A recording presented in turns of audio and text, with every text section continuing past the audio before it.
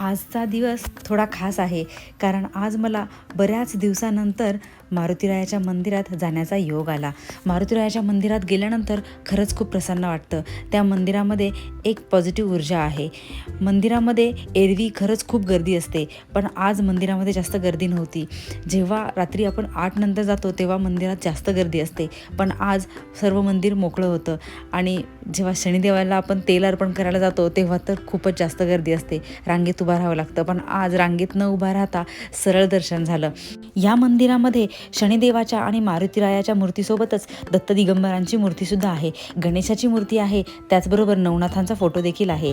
असं म्हणतात की प्रत्येक शनिवारी मारुतीरायाला नारळ अर्पण केला की आपली मनाची इच्छा पूर्ण होते. तुम्हाला काय वाटतं, हे खरंच खरं आहे का? नक्की सांगा मला कॉमेंट सेक्शनमध्ये. मस्त असं मारुतीरायाचं दर्शन झाल्यानंतर थोडं भाजी घ्यायला थांबले.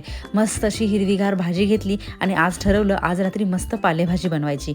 मग काय, घरी परत आलो, असा छोटासा मिनी व्लॉग बनवला. तुम्हाला कसा वाटला माझा मिनी व्लॉग नक्की सांगा. आवडल्यास नक्की लाईक शेअर सबस्क्राईब करा. थँक्यू.